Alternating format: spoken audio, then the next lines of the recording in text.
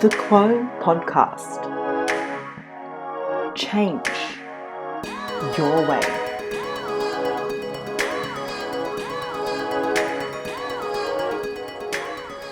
Hi, my name is Sasha Urach. In this episode, I speak with a fellow member of the Filipino-Australian community. Charles Eloso, aka LOC, is an emerging hip-hop artist from Western Sydney. With a cheap microphone and limited knowledge of sound editing, Elo decided to take his long-time passion to the next level.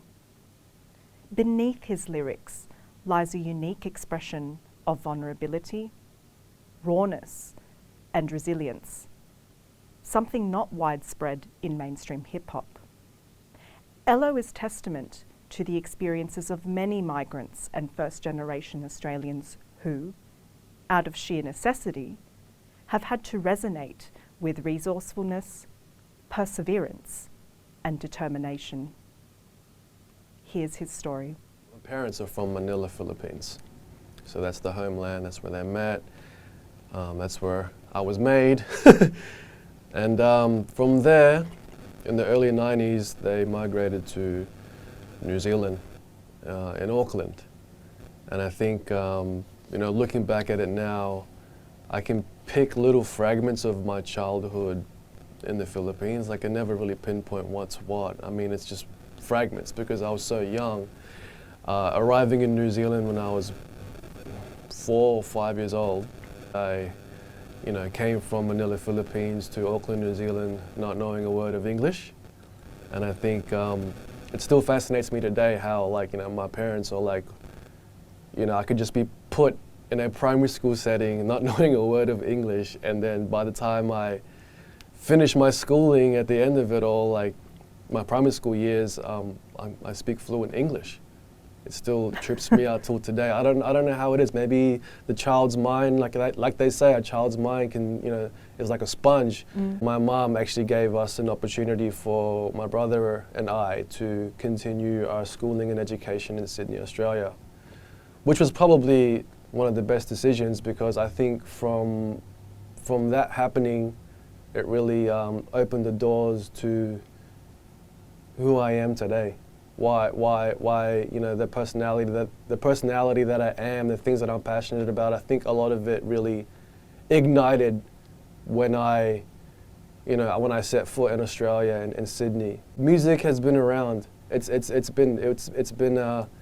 been around as far as I can remember, thanks to my dad. I picked up rap in New Zealand as well during my early high school years. But it was such a weird transition with music and culture. To be honest with you, my childhood in New Zealand was awkward. I feel like I was an outcast. I didn't really fit into a main group. I felt like I was always just tagging along with people, and I did experience a bit of racism and bullying, and it's just those were just the awkward years of my life, just trying to identify who the fuck I am, you know what I mean, and not where I belong, but the kind of people that I should be involving myself with. And I think drawing back to the transition of my brother and I being sent to Sydney, Australia to live with my mom, I think at that time that was the best decision that my dad could have made to prevent me from fucking up my life. And so you did say that you did dabble in hip-hop and rapping even when you were in New Zealand, but if we just fast forward a little bit to when you were in Sydney, I believe that's when you really started to work on that craft more. So in New Zealand, during my high school days, I hung around with more of the ethnic crowd. So the Filipinos, the Polynesians, the Maoris, Samoans, Tongans, and it was there was groups that break danced. The Filipinos were always known for breakdancing, and I think that's something that still carries on today, and also out in West Sydney as well. But we'll get to that. But hip hop, that's when during those years, that's when hip hop was really at its earliest stages with me. I couldn't really break dance that well. Like I had a mean fucking robot, but dudes were doing some crazy shit. But I don't know, it wasn't my thing. I tried it and I couldn't identify with it. But I was always creative. I was always trying to like draw shit. Like it started off with me just drawing shit, me making shit, or like I had an imagination when I was a kid, you know. And I feel like from that happening and being surrounded by hip hop at an earlier age in high school and stuff, I felt like as soon as rap music hit, like as soon as I started hearing like full on like Tupac, Notorious, Bone Thugs, and Eminem, like shit just went fucking haywire in my mind, because now I found a way to relate and sort of focus my emotion and feelings and like sort of things that I've wanted to express through this art form. Like I said before, like I was always that dude on the outskirts, or like that sort of like that dude on the outside, and that dude that didn't really fit into any other groups, that tried to fit into different groups, like, but was never really like, I didn't really have a community to really just fall back on. And I feel like with the rapping, something was gonna happen with that. I get the impression that the western suburbs, which is where you were in, so the western Sydney suburbs, is, you know, really cultivates creativity. Oh yeah, by far. I start high school in Sydney, Australia, and I think the second day of high school, you know, I'll go into high school and I notice that there's a lot of fucking Filipinos. Well, I mean, it's the western suburbs, yeah, right? like, but I didn't know that. I didn't know nothing. I'm coming from Auckland, New Zealand, so there's so many Filipinos. There was just a lot of cultures surrounding me, and I'll go into this high school and there's so many Filos, and the next thing you know, someone's beatboxing and someone's rapping, and then, you know, I try, but then this time it doesn't get, like, no one laughs. Like, people actually started listening. When did you feel then that you started becoming a little bit more serious about this? It was weird because, like I said before, when I demonstrated that and I just went for it, and you know, in recess, like I jumped into this little beatbox thing and I started rapping, and I don't know, just the feeling of people like giving me the time of day, or the people were just like, holy shit, this fucking guy's rapping, like what the fuck? And then, you know, in high school it's hearsay, so it's kind of like, did you hear that guy from Auckland, New Zealand, that Philo, he fucking raps, man? And then he'll tell that dude, and then that dude, and then that dude, and then next recess, like the more of them will come watch and see what this new thing is in the community. And I feel like that's when I was kind of like, holy shit, like I'm getting a different reception here, and it's making me feel happy. It's making me feel like accepted. And I think that's when I was like, man, I might be, if I keep doing this, maybe, I don't know, like the pipe dreams start coming in, like, oh fuck, maybe I'll be discovered or whatnot. But I'm just like, I'm a rapper in this high school. Like, people see me as a rapper. I don't know whether or not the outside world would take that seriously because I'm a kid, but to me, I'm just like, yeah, okay, cool. Shit's sort of simmering a bit. Like, I'm getting involved in things that I've wanted to get involved in New Zealand, but I'm getting a better reception here in Sydney, Australia, because people are relating to it more. I will quote something that you said from one of your previous interviews, where you said, and I think this really stood out for me, that you have to go through the shit to get to the sugar. And I thought about it in reference to something that you told me prior to this interview, where you said when you actually started off starting to record your songs, that you didn't have any, you know, resources on you. So how did you do that? There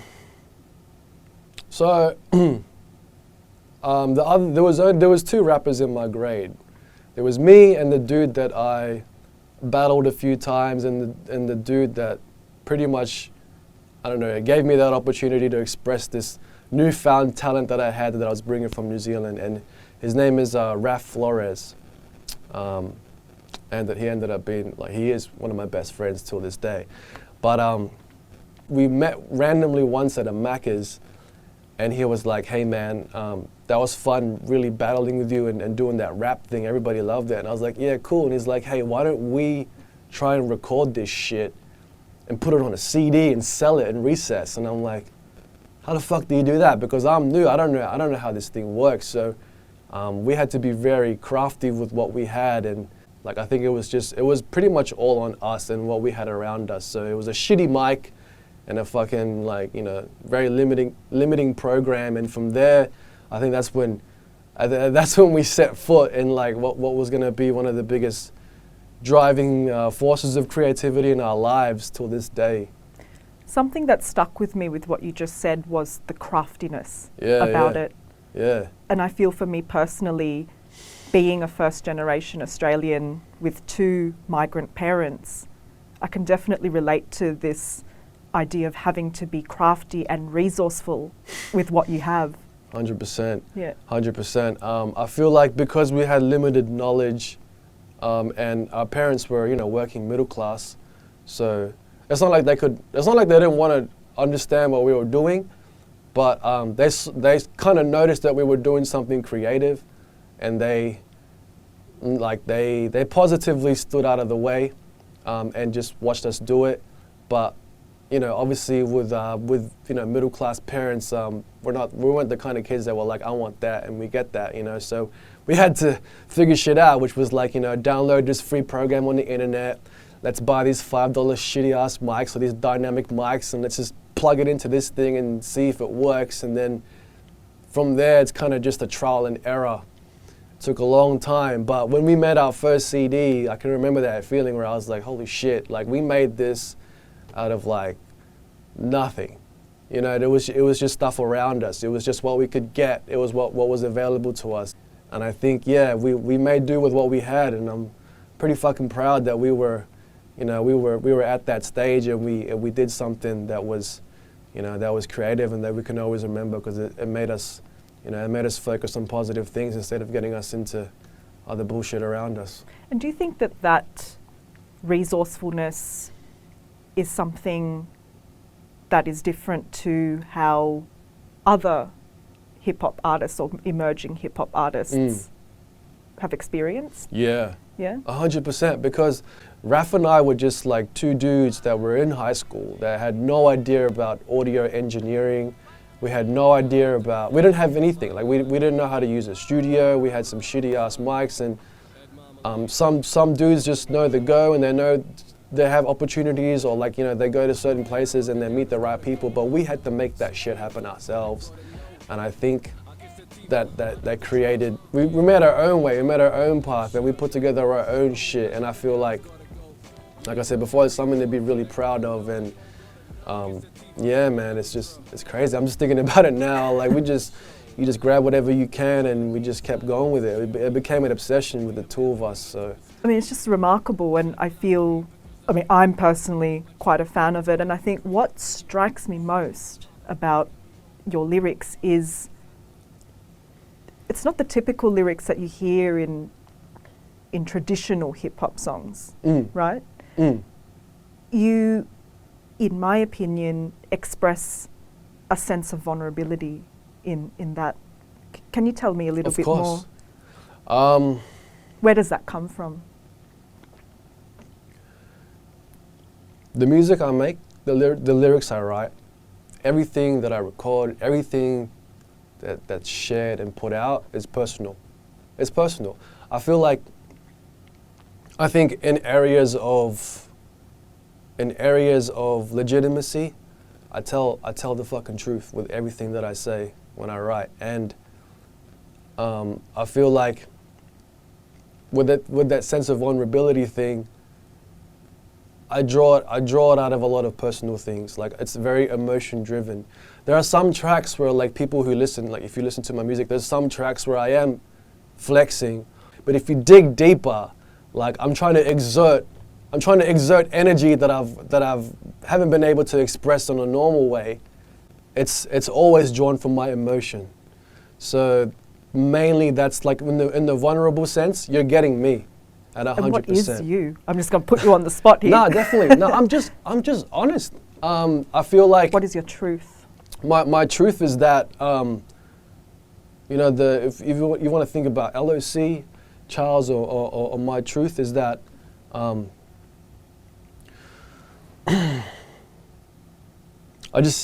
won't give up, and I'm also like, you know, I'm sure there are times when, like, you know, I feel insecure just like everybody else, But I use this music to really just lift myself up.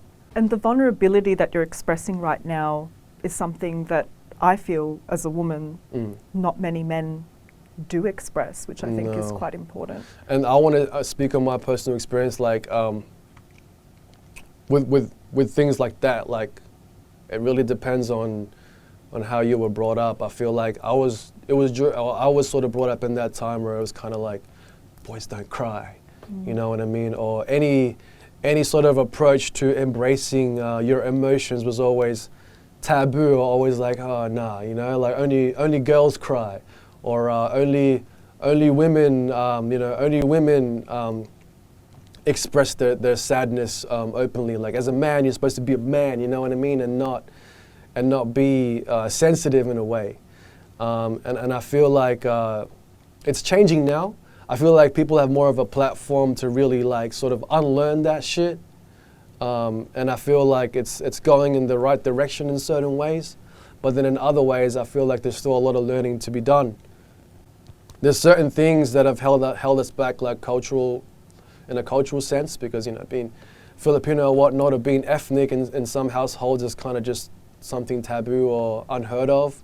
But also, like I said before, it's something that's also being embraced depending on people unlearning. Unlearning, that's right. And it's interesting that you say about the way that you were raised as a Filipino is different to, let's say, the way white men are raised. But interestingly, would you say that your experience as a Filipino man is different to, you know, the white man? I mean, I don't think, unless you're ethnic, or unless you're of a culture that's non-European, I feel like at one stage in your life, you've probably experienced some sort of racism, or like stereotypical remark, or you've had an experience, majority. And I feel like not many of my white friends, like during high school and stuff, would know about that kind of stuff. I mean, like, you know, you think about it now, and it's kind of like, you know, you don't realize that until you're older. But yeah, in some cases you do notice that, like, you know, if you are of a different culture and How did that affect your manhood? I don't know. I mean, people hate, like, people fear what they don't understand. Quote word to Nasir Jones. You know, people fear what they don't understand. So I feel like when you're surrounded by a lot of people like that, you tend to doubt yourself, because at a young age, one of the main things is identifying yourself with who you are as a person, you know, or whether it's race or, you know, or gender, or, you know, sexuality. And I feel like when you're surrounded by a lot of insecurity, it's very hard for you to figure that out smoothly or easily, because you're scared that if you're different, you'll get put in a corner and be fucking, you know, humiliated. And yeah, so personally, that's what I've experienced growing up. But just glad I got through that shit. If you ain't hurting nobody, or if you're not, you know, trying to threaten anybody else's existence, then fuck all that other shit, man. Be happy. I think you're an absolutely amazing representative for us fellow Filipinos, the Pinoy community. I try. I think it's been stronger than ever these past 3 years to really, because I look back, right, and I turn around and I look around me, and there's so many Pinoy creatives now. Like, Are they visible, just out of curiosity? I mean, like, you know, for example, I'm gonna just say these names. You know, we can link them up later. You know, Ian Escandor Eski, who is a really, you know, he's representing out there, and he's involved in the community a lot.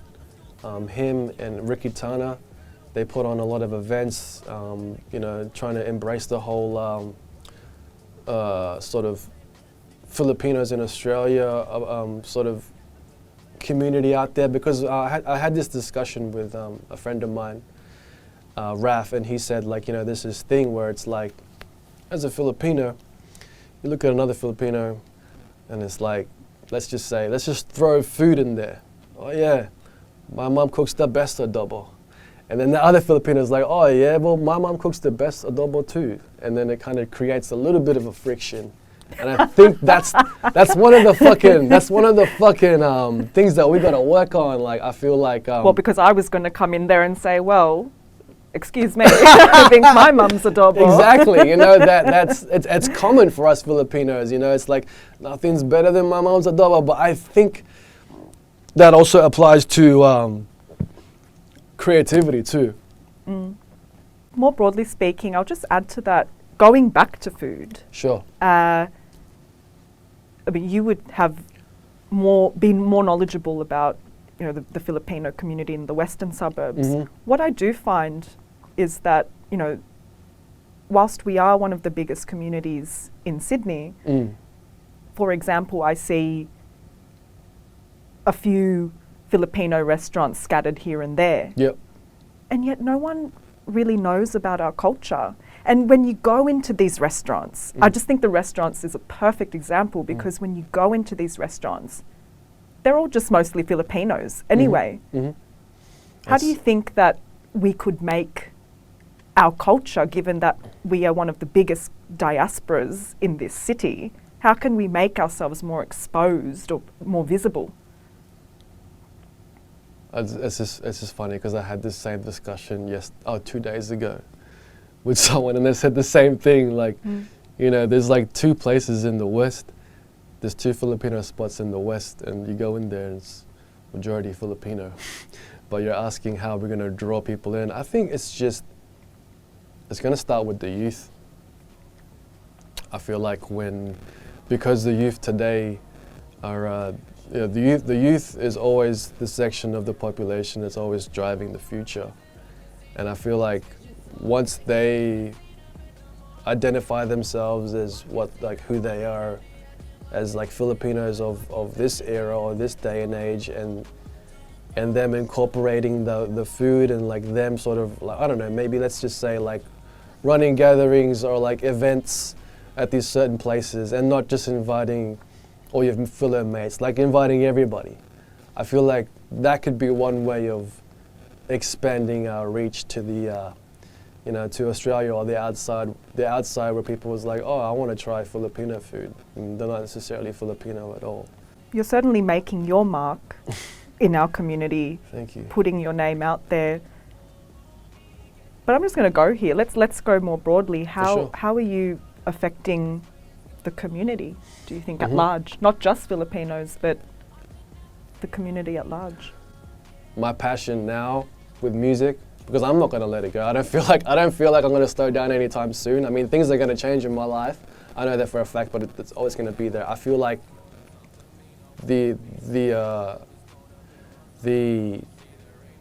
my passion right now has to be of service to other people in a way, like the way I want to contribute to the community is to inspire. I feel like when I was in the position of trying to figure out who I was and trying to, put together what I want to do as a creative, I rarely had, or there was only a few, but I never really had anybody out there showing me the way, or anybody out there believing in what I do, or anybody out there that I could watch and see, like, oh, okay, so this person did that and that worked and stuff like that. Like, I feel like I want to be that person for the next generation, if they see me as that or not. And so I can see you've been absolutely hammered with writing more songs. I can see that you've been releasing more and more each time, but what are your plans from now on in the future? Okay, I'm dropping a single in March. I'm going to try and drop a single every month. I'm going to try and get some new music videos out there as well. There's no shows yet, and also I'm involved in a alternative hip-hop rock band, and they're called Dream Cities, but we'll add the links on there as well, and we're working on some music as well. So if you like live band sort of MC type stuff, then that's coming as well. But just stacks of singles, really. Sounds, lots of sounds coming, different pockets. So if you don't like that one, then you might like this one. But that's me. I just like different things. So. I mean, look, I think people by now would be super stoked and just raring to find out where you are. Yeah. Where can they find you? Okay, so Instagram, ELLO.C is the main spot where I'm active most at. Spotify, ELLO.C, all my music as well. And through the Instagram, there's a link in the bio. That's with all the other places where I'm at as well. So. Hello, maraming salamat Thank you for your having me, time. Sasha. And big things to come.